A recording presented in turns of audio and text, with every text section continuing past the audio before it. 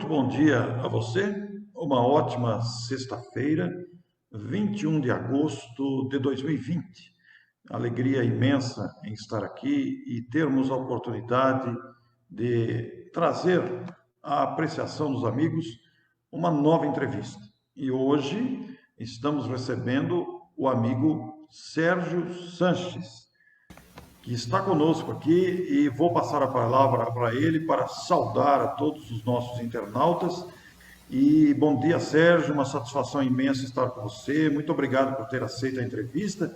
E ao mesmo tempo que você faz a saudação aos amigos, gostaria imensamente que você já respondesse a primeira pergunta: aonde você nasceu, qual a cidade que reside, para que os internautas tenham conhecimento da sua pessoa, para que te conheçam. Fique à vontade, Sérgio. Bom dia. Bom dia, Orson, né? Eu agradeço muito. Bom dia aos amigos, né? Que estão nos vendo agora. Todo esse trabalho bonito que você tem desenvolvido. Eu agradeço muito pela oportunidade de citar esse assunto que nós vamos comentar agora. Então, eu fico muito agradecido por essa oportunidade. Bom, Orson, eu sou aqui de Araraquara, nasci aqui em Araraquara, né? Enfim, estamos aqui na luta há muito tempo e, como você tinha perguntado, a questão de ser espírita, fazem uns 30 anos, 32 anos que a gente está labutando nesse caminho da doutrina. Que bom, Sérgio. Ô, Sérgio, e como é que surgiu o envolvimento com o assunto da dependência química? Como é que você se interessou por esse assunto? Bom, olha, é assim, de uma forma bem resumida, né, que é o assunto nosso hoje, dependência química. Aliás, é um assunto bastante importante, né, muito intenso na vida de todas as famílias, né, hoje em dia. E, na verdade, foi assim, isso em 1998, 1999, nós nos reunimos, né, com o Paulo Previdelli, o Ricardo Merlo, o Jamil Tamer e uma série de outras pessoas, com essa ideia, nós todos espíritas, dentro da casa espírita. Por isso que eu acho assim que o espiritismo, embora respeitemos todas as religiões, né, enfim, tem um papel fundamental na vida da gente, né? Eu acho que Deus vai te conduzindo, vai te, né, levando, e mesmo que você não sabe o caminho, ele te orienta. Por isso que a doutrina é maravilhosa na nossa caminhada. Isso nasceu dentro do Luz e Caridade, aqui de Araraquara. Estávamos lá todos nós reunidos, e o Paulo Previdelli já tinha um certo conhecimento, e o Ricardo também, né, já tinham feito os estudos. E por que não abrir? Aí surgiu a oportunidade de se abrir essa comunidade. E foi orientada pela espiritualidade, sim, que a gente poderia e deveria abrir uma comunidade. E aí todo mundo ficou olhando para o outro, assim, nossa, não teria um negócio mais fácil para fazer? Mas, enfim, né, a gente respeita os irmãos, né? E aí começamos a correr atrás, conseguimos a chácara, enfim, isso, né? Sabe aquela coisa assim, você não sabe, eu acho que quando você tem boa vontade, quando você fala, eu quero fazer uma coisa, e a coisa começa a brotar, entendeu? É a mesma coisa, eu analiso também a questão do IAC, que você desenvolve tão bem, maravilhosamente bem, esses 10, 11 anos, enfim. E nasceu do quê? Pô, eu vou fazer isso daqui. Ora, a partir do momento que você falou que você vai fazer, os irmãos já te empurram, entendeu? Primeiro tem que nascer essa boa vontade, que eu acho que é o fundamental. Aí as coisas começam a acontecer, como foi no nosso caso. E aí a coisa foi sendo conduzida de tal maneira, assim, fomos no lugar, já abrimos, já fizemos a ata e etc, etc. Em 1999 nós montamos, construímos. Quando foi em 2002 nós iniciamos as atividades. Olha só, e isso se passaram 20 anos, né? De se tornando uma das melhores comunidades do interior, né? Segundo o Estado de São Paulo, Federação Brasileira de Comunidades Terapêuticas, na FEBRAC. Então, o Recanto do Senhor, aqui em Araraquara, foi considerado uma das melhores do interior. Muito bem, Sérgio. Ô, Sérgio, é importante perguntar, eu acho que você precisa desligar o seu WhatsApp aí, que está Está fazendo som aqui. É só desligar o WhatsApp. É importante a gente perguntar, nesse momento da nossa entrevista, porque muitas pessoas, até para esclarecimento público, Sérgio, o que é dependência química exatamente? Olha, o Orson, assim, é um assunto bem complexo, tá certo? Eu costumo dizer que é um assunto bastante, tem várias nuances a se considerar aqui. Então, assim, eu não sou técnico nenhum, né, em relação a isso, apenas fui da diretoria, convivendo 20 anos, e vou falar um pouco dessa experiência, inclusive enquanto espírita, observando tudo que se passava lá, tá certo? Nessa comunidade. Minha experiência foi totalmente dentro do recanto do Senhor. Então, assim, respondendo o que você está perguntando, é o seguinte: o que é a droga, né? Digamos assim, Bom, primeiro são substâncias que produzem essas alterações, mudanças nas nossas sensações, né? No grau de consciência que a gente tem, mexe com todo o nosso estado emocional, tá certo? Então, primeiramente, a droga é isso, né? Ela altera a sua sensibilidade, né? E agora, o que leva... Costumo dizer o seguinte, Orson, após 20 anos observando isso aqui, convivendo, né, ouvindo o lado científico dos psicólogos e tal, a dinâmica, né, que é feita com cada um, de forma com o grupo, de dinâmica individual, eu fui observando o seguinte, Orson, que a religiosidade influencia muito essas pessoas, entendeu? O fato deles estarem ou não estarem em contato com uma religião independente, isso influi muito. Então, o que acontece? Tudo que eu faço, o que eu não faço, meus defeitos, eu acho e penso, observando isso tudo, meus vícios, as minhas nobrezas, enfim, as minhas virtudes, ela está intimamente ligada à minha condição reencarnatória, né? Está tudo ligado à sua condição reencarnatória, o meu histórico de existência, enfim. Porque existe uma dualidade, né? Você sabe disso no processo reencarnatório, existe uma dualidade que influi e influencia a nossa vida diretamente, a nossa vida atual. Joana de Ângeles costuma dizer o seguinte, eu tenho aqui, olha, no livro Ser Inconsciente, ela fala assim, Joana de Ângeles: a maturidade psicológica tem um curso acidentado, feito de sucessos e repetições, por formar um quadro muito complexo na individualidade humana. Olha só, Joana de Ângeles. Que é justamente isso que eu acabei observando o seguinte: o que é isso daí? Então, assim, o que às vezes leva uma pessoa à dependência química, digamos assim? Embora vários fatores. Quando a gente reencarna, o que acontece? Tem uma pressão muito grande do materialismo na nossa vida. Essa dualidade, a pressão do consumismo, a pressão financeira, a pressão religiosa, familiar. Existe tudo uma contingência aí, né? Que esses estados mentais assim que influem a sua cultura, a sua educação, né? Então, a questão do céu, inferno, castigo, isso tudo vem junto. Então você trava uma batalha muito grande, né, para tirar o melhor seu, trazer para o consciente seu. Quer dizer, dependendo do conhecimento espiritual que você tem, você pode extrair coisas boas e coisas negativas. Às vezes você não tem força para isso, né? Fica um equívoco do bem e do mal, uma luta. Então, é mais ou menos isso que acontece com a pessoa que não tem essa força, enfim, ela, por uma série de carências e necessidades, leva a, de repente, a buscar novas sensações ou um pouco mais de prazer. Pode até ser classificado como uma fuga, né? Uma tentativa de satisfazer-se de autoafirmação, inclusive, né? A pressão social é algo muito grande, né? Ô Sérgio, e a dependência química, ela se aplica a todas as drogas? Quero dizer assim, por exemplo, existe a droga mais pesada, existe também o alcoolismo, o tabaco, tudo isso é dependência química, pode ser classificado? Sim, sim, sim.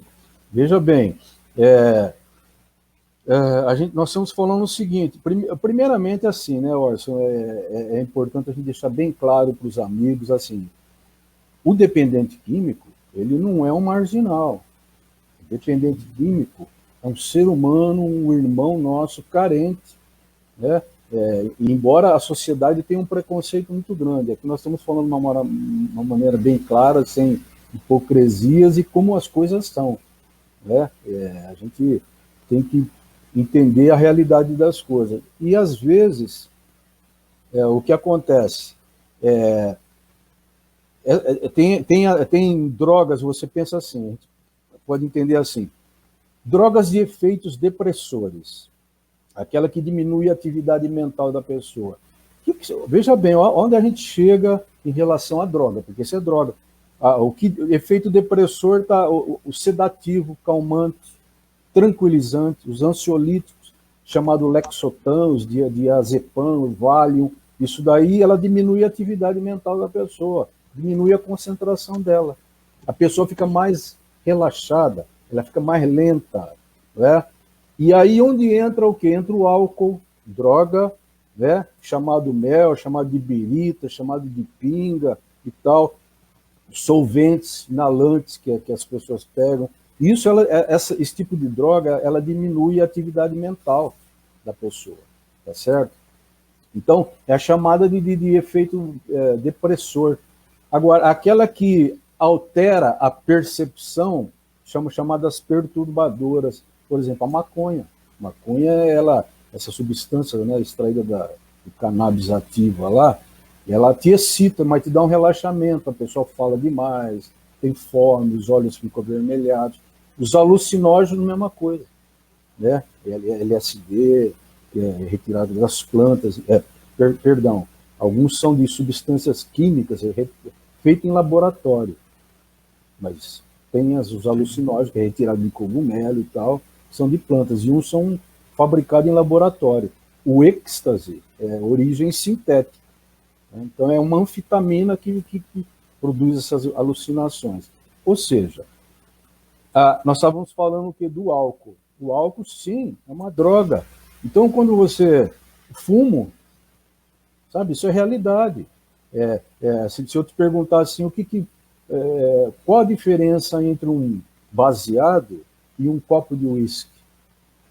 Qual que é mais letal? O que é mais letal? O copo de uísque é muito mais letal do que um baseado.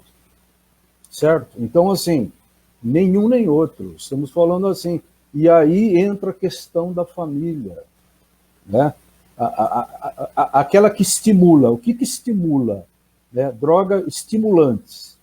A gente falou aquelas que são depressoras, tem as estimulantes. Cigarro, charuto, fumo, entendeu? Cocaína, são estimulantes, né? E assim vai. Anfetamina, né? Sim. E você falou no começo da sua fala, você falou sobre preconceito, né, Sérgio? E Sim. realmente o preconceito da sociedade para com as pessoas com dependência química é um fator agravante de tudo isso, não é? Muito, muito, Orson. Você tocou assim num ponto importante. E assim, né? Desde quando a espiritualidade, a gente tratou ali quantos irmãos que a gente tratou na comunidade, com psicólogo, todos os passos, de uma forma bem profissional. Tanto é que o Recanto nos deu essa margem de ser considerada uma das melhores comunidades do Brasil. Fizemos reuniões em São Paulo, com políticos, com gente da área, etc, etc. E tanto é que quando nós fechamos, infelizmente, após 20 anos, e, enfim, né, a família queria o local não era nosso, e a gente, de bom grado, tudo bem, 20, 21 anos, fizemos a nossa parte. Mas quando a gente ia fechar agora no final de 2019, início de 2020, todos os órgãos reguladores de comunidades, FEBRAC, etc., eles vieram aí assim pedindo pelo amor de Deus para não fechar, porque a gente era referência. A comunidade que eu Recanto era referência em todos os aspectos, né, de local, de estrutura, de profissionais, etc, etc. Então eu estou querendo dizer o seguinte, que Esses irmãos, muitos deles, a gente levava, orientava, né, o que tinha que ser feito. E existe uma pós-tratamento, né, Orson, que é o que você está dizendo. Então é o seguinte, esse pós-tratamento é onde entra o quê? A importância da família e da sociedade. Então, por exemplo, lá dentro, né, no nosso caso ali, você durante 6 meses as pessoas ficam ali e tal, fazendo tratamento, etc, etc.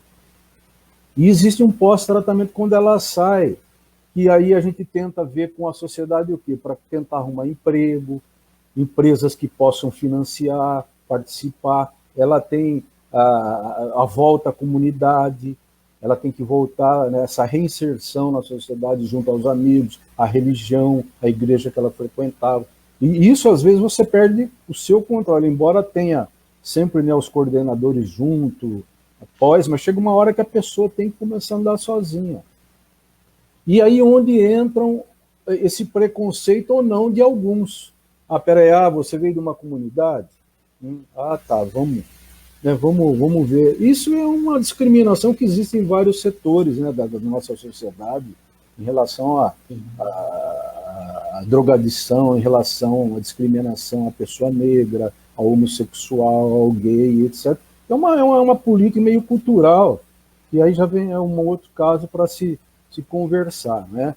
Mas a espiritualidade, ela influencia muito, ela sempre nos orienta que esses irmãos, eles são tão carentes quanto nós. Sim, sim, perfeitamente. Eles são necessitados quanto a gente.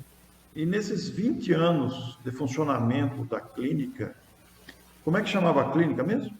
Recanto do Senhor. Comunidade para tratamento de dependentes químicos. Na verdade, São Francisco de Assis levava o nome fantasia de Recanto do Senhor. Porque tinha muitas árvores, local muito bonito. E nesses 20 anos de funcionamento, qual a capacidade de alojamento e aproximadamente quantas pessoas vocês acolheram nesses 20 anos? Olha, é o seguinte, ali nós iniciamos em torno você pode conduzir em torno de 15 pessoas, mas depois passamos para 20, você vai reestruturando, né? De acordo com os órgãos reguladores, enfim, uma burocracia imensa, cansativa, desgastante, para você poder fazer essas adaptações. E tudo bem, é necessário. Mas chegamos até 25, né? Para poder... Por quê? Porque a gente prezava... Aliás, a gente poderia até ter mais gente, mas a gente prezava pela qualidade, né? Não importava se você está com pouca gente. O importante é você salvar vidas. Aliás, a espiritualidade diz assim, né, Orson, para a gente: se você conseguiu salvar uma vida, a sua encarnação já valeu. Então, se você conseguiu salvar uma vida, a sua encarnação já valeu.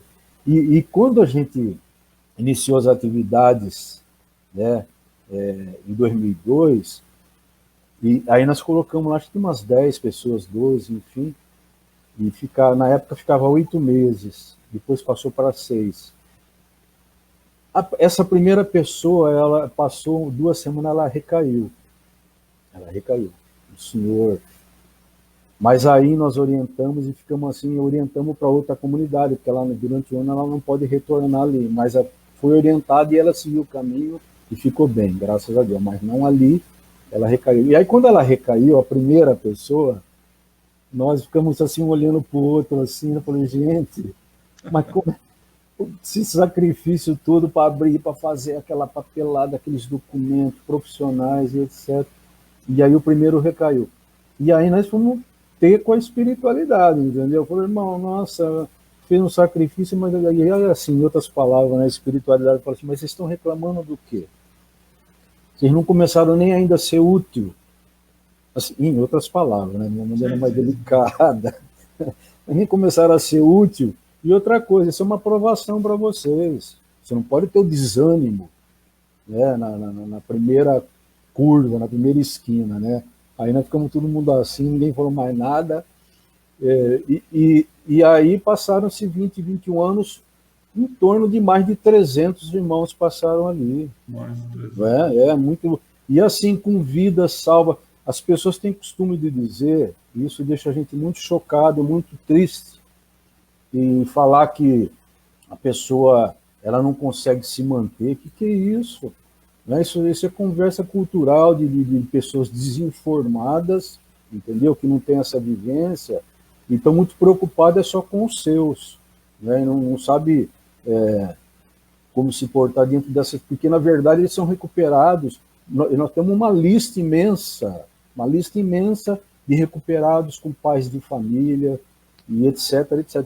Sabe, pessoas de toda a classe social, viu, Arson? Toda a classe social, já, sabe, sem citar nomes, de toda a classe social, filhos, pais assim, desesperados, me ligando à noite, porque o filho estava em Bauru, preso, precisava de uma carta, porque e crianças que eu falo 18, 19 anos, no caso, pessoas maravilhosas que hoje são pai de família, estão de pé e continuam sua vida. Nós temos uma lista imensa dessas pessoas. Então, essa conversa de que não funciona, que muita gente tem um preconceito muito grande, eu não sei porquê, estimula isso, mas dentro de casa pode, né? As festas regadas, cerveja, todo tipo de droga também pode, porque é o álcool, entendeu? O álcool, tudo em excesso, tudo te causa problema, te causa dano, entendeu? Mas existe um certo hipocrisia nossa que ainda vai levar um tempo para a gente poder melhorar. Ô Sérgio, e esses internos que passaram pela clínica durante esses 20 anos, aproximadamente mais de 300, você classificou, Sim, todos do sexo masculino? no caso nosso ali, né, Orson, é assim, você foi a comunidade voltada para o masculino, né? Por quê? Porque você, infelizmente, você não tem, uma vez, isso há tempos atrás, também isso há 15 anos, nos chamaram, né, daqui da prefeitura da cidade para ir ver a possibilidade de abrir uma feminina, porque a gente tinha um know-how, e a gente foi lá, fizemos todo o levantamento, passamos tudo o que precisava, né, etc, etc, etc, e até hoje essa resposta não veio, né? Enfim, demos know-how, demos tudo, mas você precisa de uma estrutura. E como você não pode misturar as coisas, né, nem deve, não pode, não é, porque você tem uma equipe preparada para tratar de homens, e se você tem que ter uma equipe para tratar de mulheres, com mulheres especializadas, enfim, principalmente Viu, as Sérgio? coordenadoras. E essas instalações eram quartos coletivos ou eram quartos individuais? Não, são quartos coletivos no seguinte sentido, a gente abrigava em torno de 25, mas sempre com em torno de 2, 3 em cada quarto, Sim. mas assim, de uma forma muito higiênica, muito responsável, muito limpa, cada um com o seu dormitório, com sua cômoda, tudo muito bem organizado, né? Com ventilação, ventilador e tal, uma estrutura muito grande, muito bonita, e sempre teve lá. E a faixa etária girava em torno de quanto? No nosso caso, a partir de 18 anos. Tem comunidades que atendem, né? Por exemplo, se eu não me engano, a Vida, aqui de Araraquara, acho que menores de idade, 13 anos, 14, eles abrigam, porque tem uma estrutura para isso. No nosso caso lá, a gente fez para acima de 18 anos, né? E 18, então, tinha homens 60, até 70, de 20, 25, 18, então, a partir Viu, de Sérgio? 18 anos. E manter uma comunidade em funcionamento, embora não esteja funcionando mais, né? Mas manter ela durante 20 anos com alimentação, limpeza, há toda uma despesa, você tinha funcionários ali, né? Como é que era mantida É essa assim, situação? o Arson, funciona assim. A gente começou a fazer parte de um projeto do Estado de São Paulo, onde eles nos ajudam com um determinado valor sobre o tratamento de cada um. Isso depois de muito tempo, né? Então, você vem lutando com a condição assim de cobrar o mínimo, aquele que não pode a gente colocava de graça. Quantas pessoas eu coloquei de graça lá, gratuitamente? Eu vi a pessoa ali na frente da comunidade caída, muitas vezes, assim, encostada no poste ali, e sem, assim, a pessoa tinha perdido tudo, enfim, a gente vai ver o histórico, tinha separado, o filho morreu, né? Tivemos vários casos desse tipo. E aí eu falei, o que está fazendo lá fora uma pessoa dessa aí? Ah, ele está ali querendo... E aí colocava para dentro, não se cobrava nada. Quantas vezes a gente me procurava no centro, e aí a pessoa não poderia, então você colocava ela gratuitamente.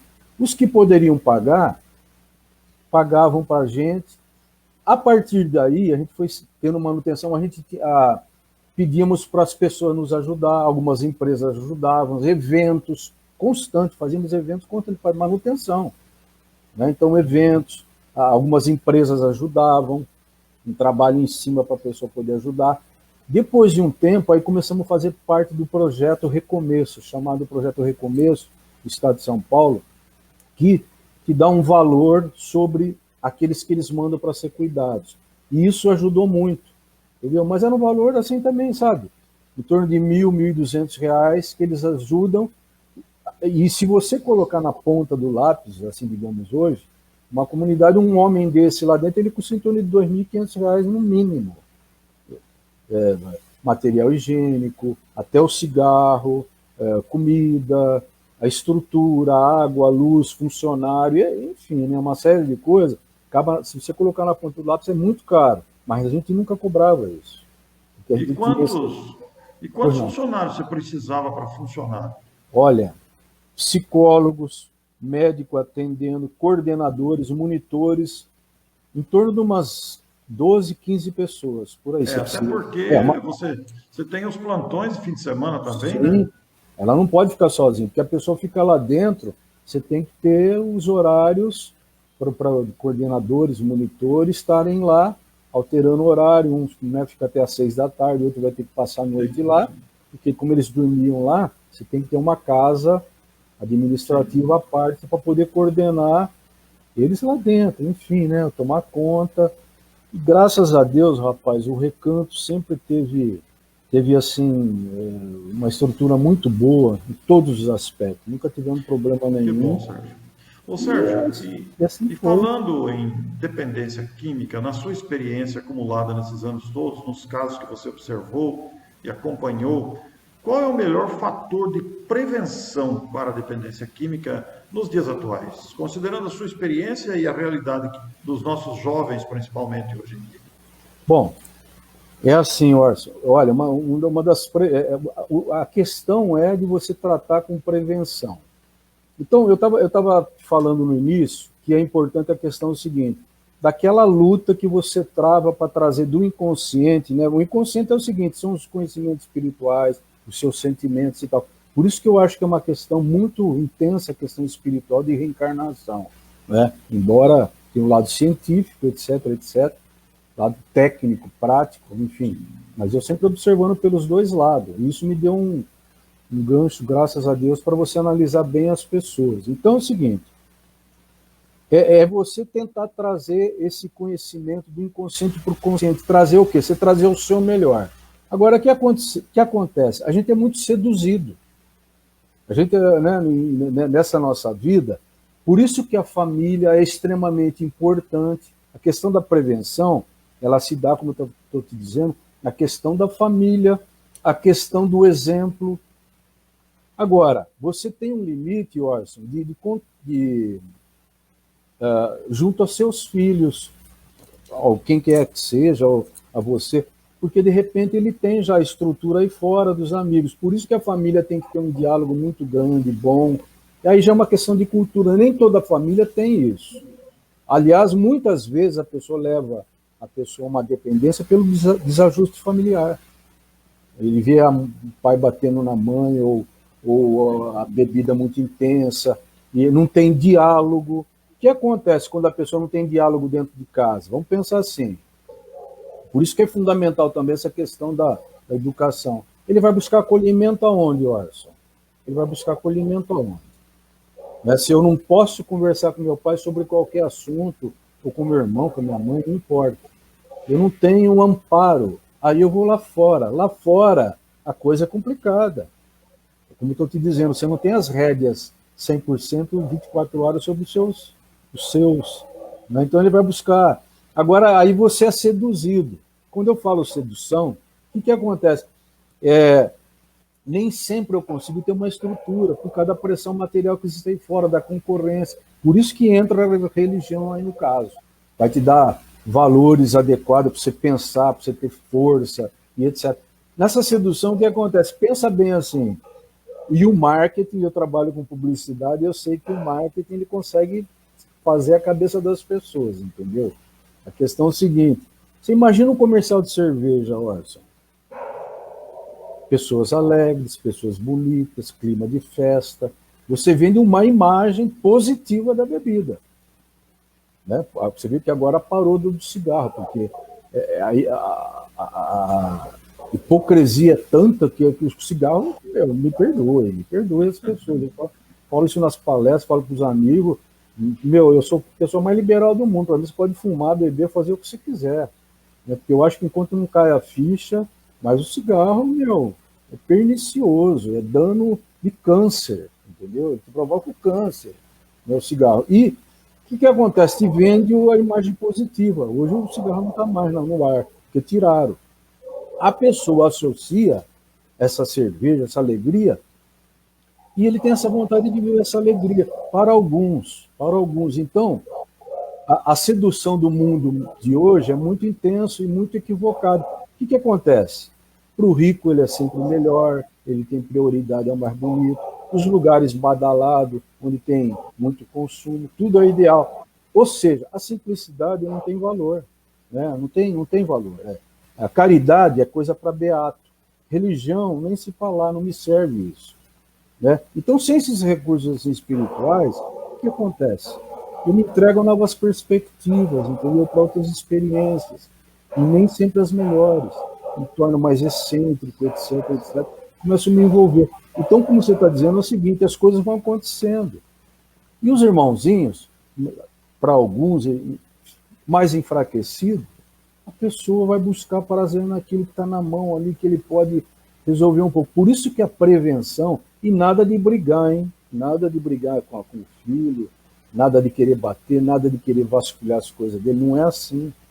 Você querer, né, enfim, no enfrentamento, não é assim que você vai cuidar. Então, essa forma de prevenção é a forma do diálogo, a prevenção através do diálogo, através da conduta, da boa educação com o pai, né, de você ter uma condição de conversa, né, de sensibilidade para ver o que está acontecendo, porque pode acontecer.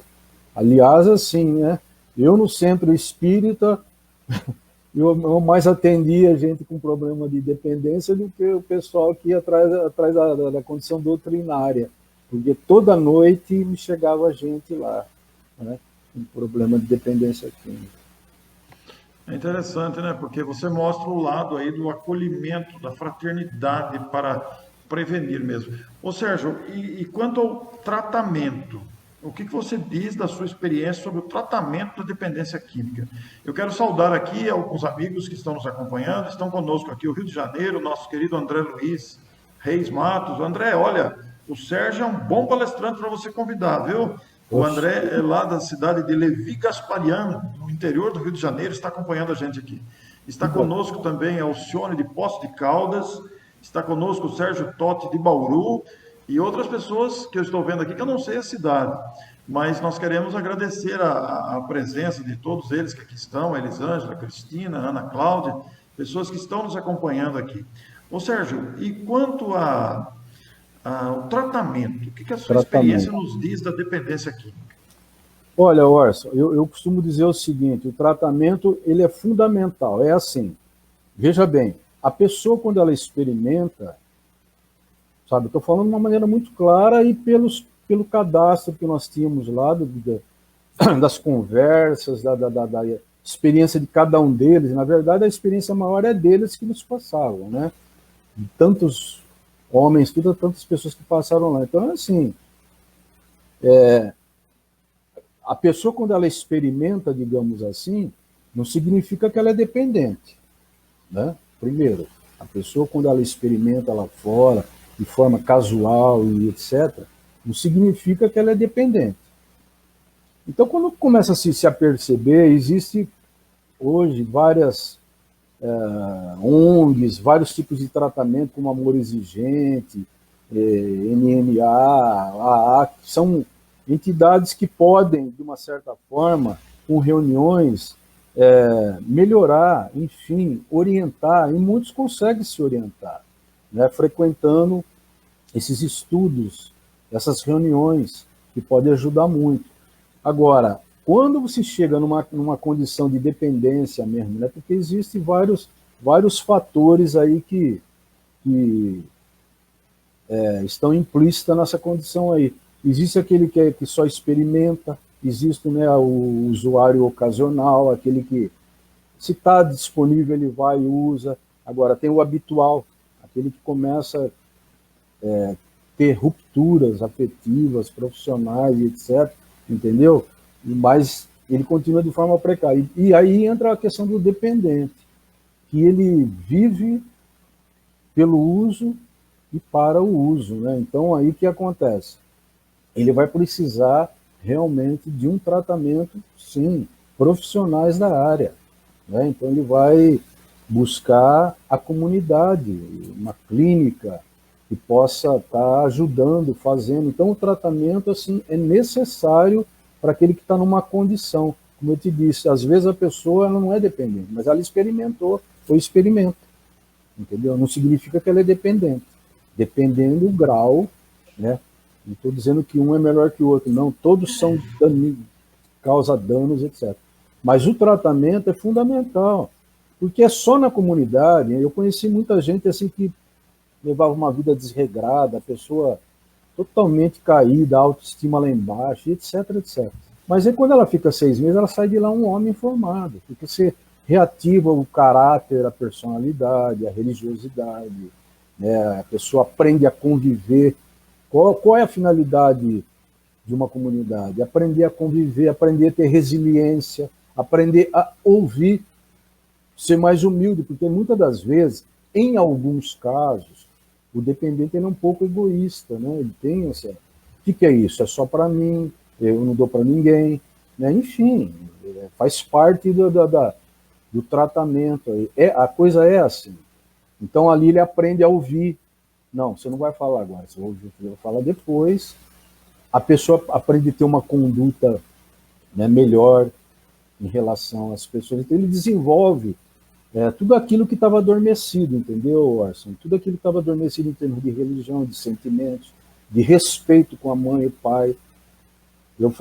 Quando eu fazia palestras lá, assim, né, para eles lá, eu ia lá, fazia palestra, tocava violão, eu falo, olha, vocês não sabem o que é derramar lágrima de uma mãe, entendeu? Derramar lágrima de uma mãe, de um pai, entendeu? E as coisas podem acontecer para você dessa forma também. Porque quando você, né, pelo seu egoísmo, eu quero só para mim, você está isentando a sua família, sua mulher, seu filho, você está fazendo eles derramar lágrima de sangue. E olha, e assim, de repente pode vir para você também. E costumava dizer assim para eles, Orson, não perca a oportunidade que você está tendo aqui agora, nessa casa, quando eles iam graduar, né, quando ia terminar a graduação, não perca essa oportunidade, porque a fila anda, entendeu? Deus te dá oportunidade, dá, sempre, mas de repente você vai ter que esperar um pouco na fila, de novo.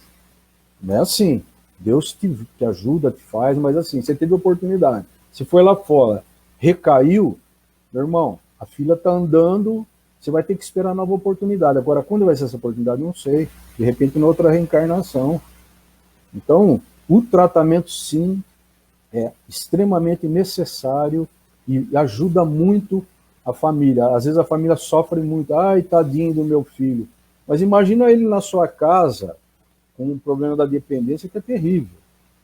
Na sua casa, é melhor ele estar numa comunidade. Não tenho dúvida. Eu ia te falar sobre isso porque já são conhecidos os danos e as lesões físicas, psicológicas, mentais, né, na pessoa com dependência química. Sem dizer dos prejuízos na convivência, né, Sérgio? Normalmente com agressividade para conseguir dinheiro, vendendo objetos da casa para Sim, adquirir a droga, que a pessoa fica dependente, etc. e tal. E eu te pergunto, Sérgio, na maioria dos casos, ah, o comportamento é agressivo ou existem comportamentos também de reclusão interior? Da pessoa, sim, as duas situações ocorrem? sim. Você fez uma pergunta extremamente importante, o Orson. O que leva, digamos assim, a pessoa... São vários os fatores. Como eu falei, a questão familiar é importante, mas existe, como a pessoa está um pouco enfraquecida, a questão de sentimentos. Largou uma namorada, ele fica em reclusão, ele perdeu um emprego, ele fica deprimido, né? Ele não é muito visto na sociedade, aquilo que ele queria, enfim, a pessoa ela começa a ter algumas neuroses, a pessoa começa a cair um pouco e fica em reclusão, ela fica entorpecida, digamos assim, por Isso. sentimentos, por uma série de coisas que acontecem, perdi a faculdade, etc, etc, né?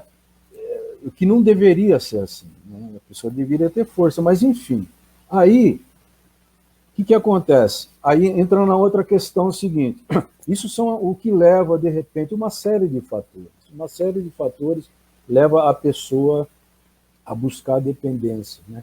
Esse tipo de situação, como a gente falou. Agora, a Organização Mundial de Saúde, ela diz, e a gente comprova através das experiências, ela fala assim que existem 4 tipos de usuários, né? A Organização Mundial de Saúde.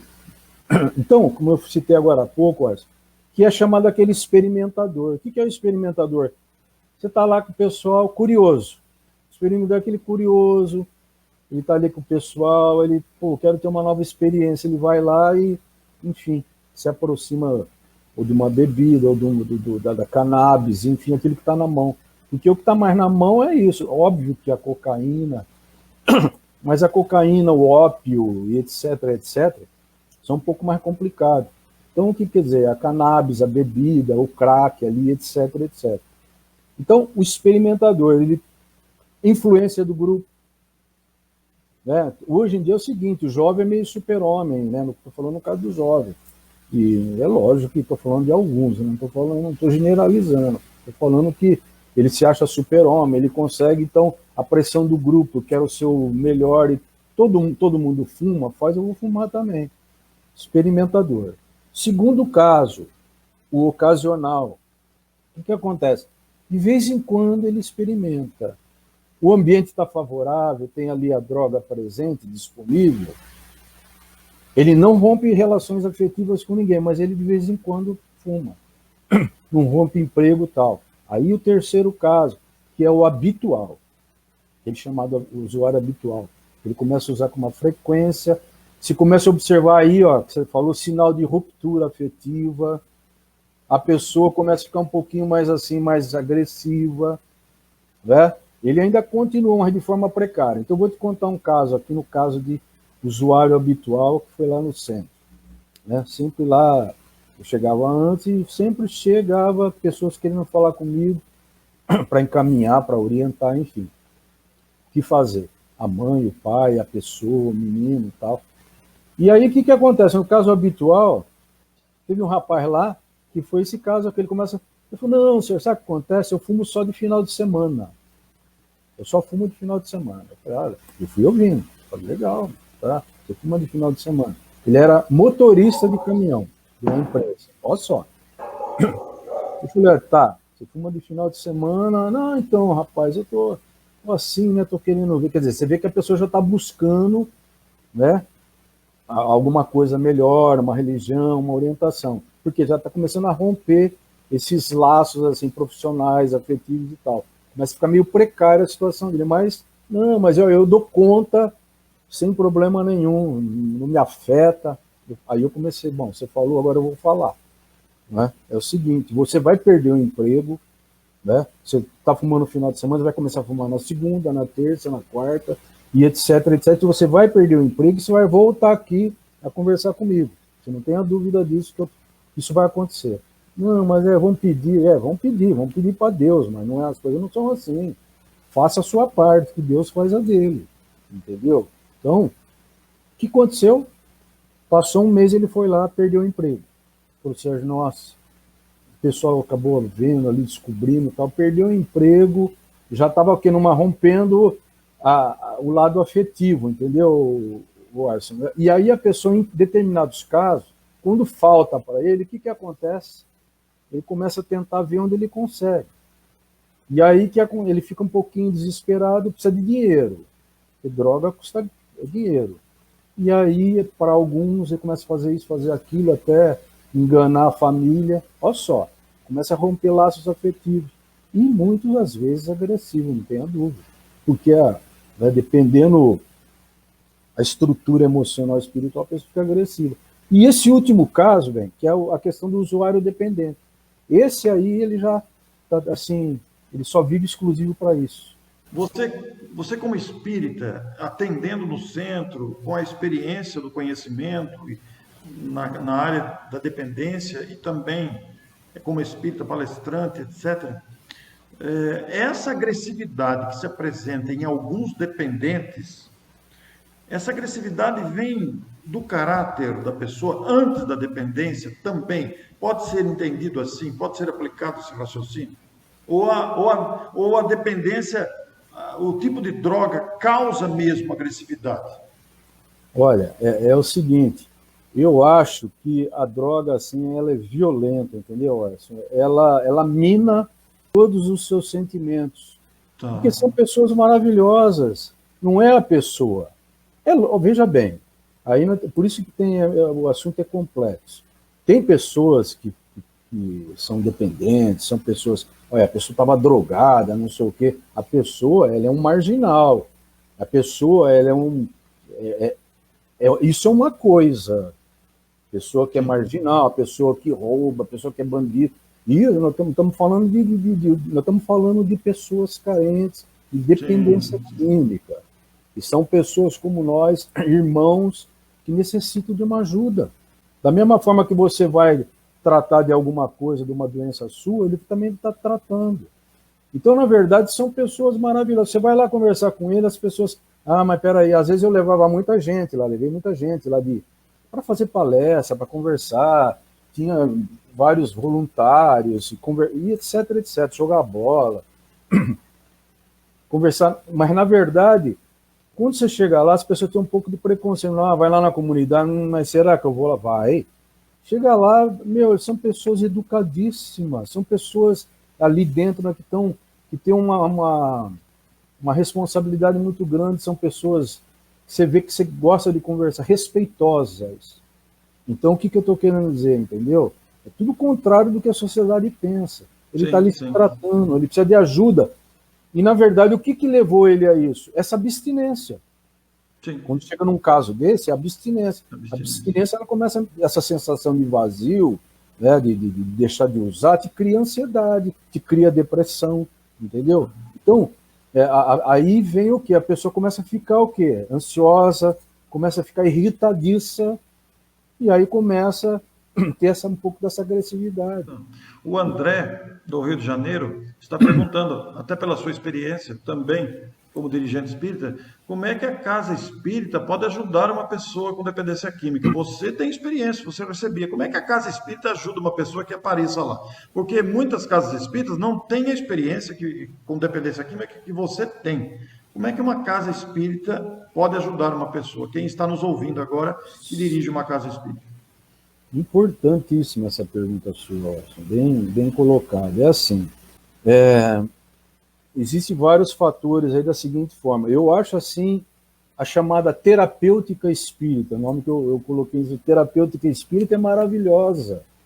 Entendeu? Vamos pensar, como eu disse no início, a gente tem que ser prático, tem que ser objetivo naquilo que a gente faz e ser bastante realista. Isso a gente sempre foi no seguinte sentido: a pessoa vai na casa espírita, tanto é que pós-tratamento, muitos eles me procuravam na casa e assistiam as palestras, porque como eu ia lá, eles sabiam que era espírita, embora a comunidade seja ecumênica, né, ali ia pastor, católico, o que é natural. Nós estamos ali para salvar a vida, eu não estou ali para pregar religião para ninguém.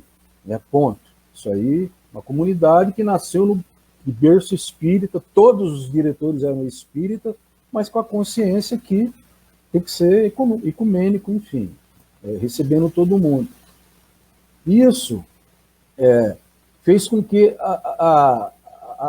após os tratamentos, as pessoas iam na casa espírita participar dos programas doutrinários, etc., etc., que ajudou muito. Como eu disse no início, vamos pensar assim, dois pontos. A questão espiritual, emocional, psicológica, eu acho que está tudo interligado. Eu não vejo dessa forma. Só a questão psicológica está ligado para o seu emocional, está ligado para o seu espiritual. Não tem essa diferença muito, enfim, entendeu? Isso é para mais quem é técnico, e etc., etc. Mas eu vejo assim que existe essa interligação. Então, o que acontece? A pessoa vai lá e começa a frequentar antes de estar com problema. Isso vai ajudar e muito. Essa terapêutica espírita, ela é fundamental, sim.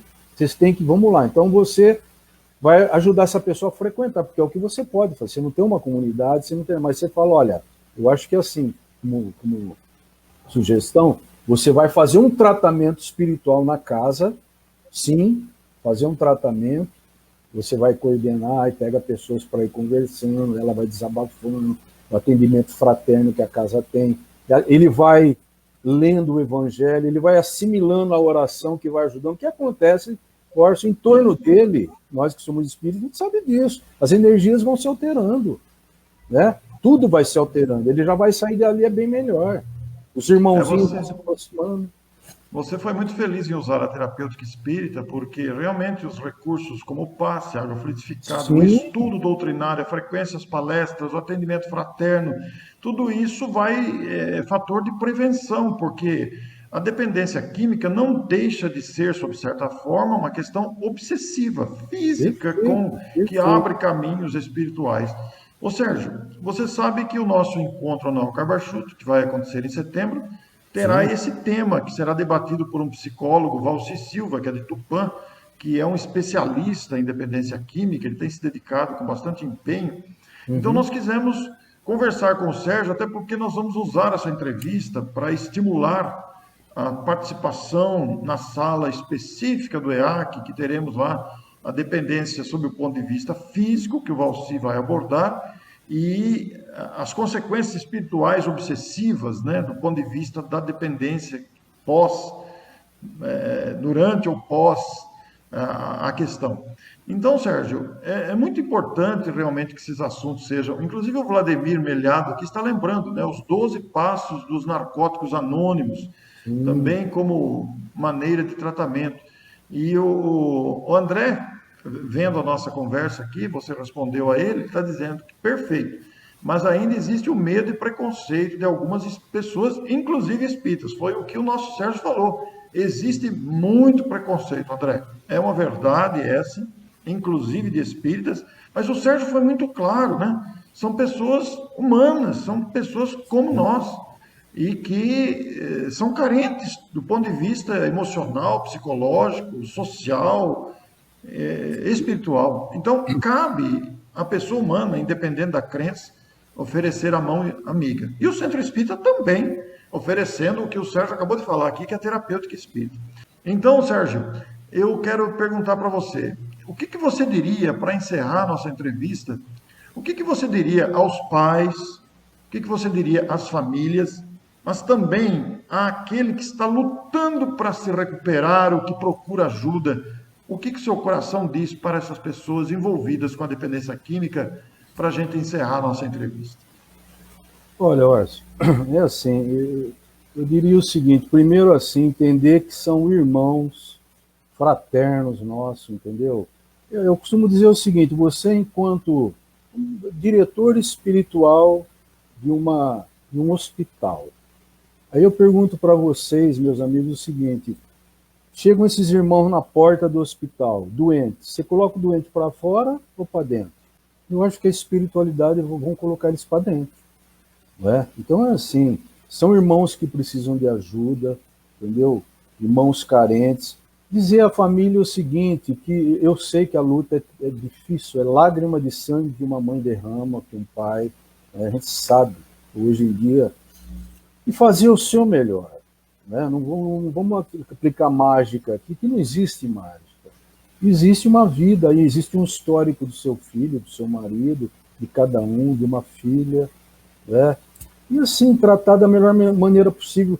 O que a gente pode tentar falar para uma família assim é o diálogo, é a conversa, de uma forma muito clara. Não tem isso como uma surpresa. Nossa, meu filho. Sim, seu filho é como todo mundo, entendeu? Essa necessidade, essa carência, todo mundo tem, todo ser humano tem. As pessoas, tem pessoas que não usam droga, nada, mas são muito mais dependentes, são muito mais perniciosas do que uma pessoa que é dependente, que está precisando de ajuda.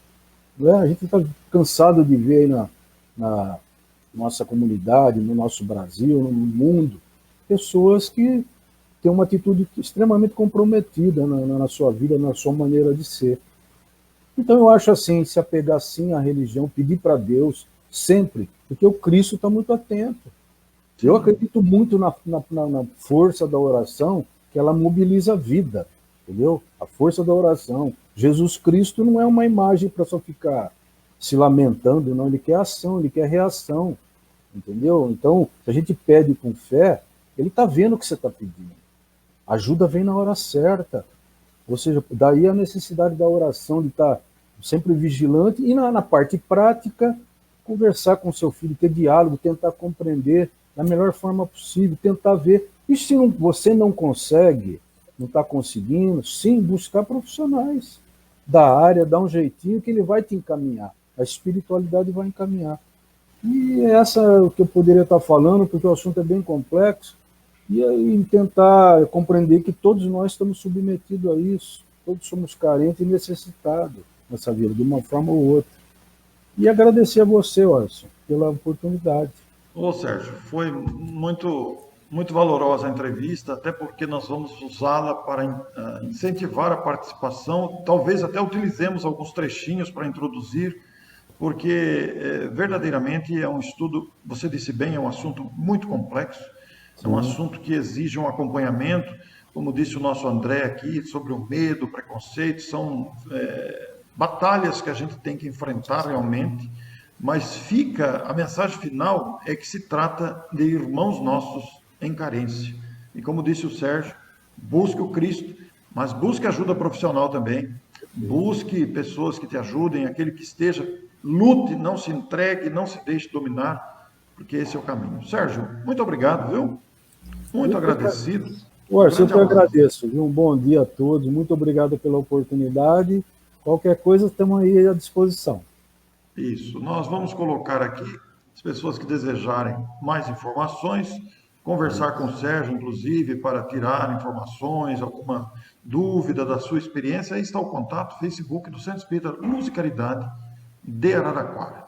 Um grande abraço a todos, muito agradecido pela oportunidade, um bom fim de semana, muito bom dia.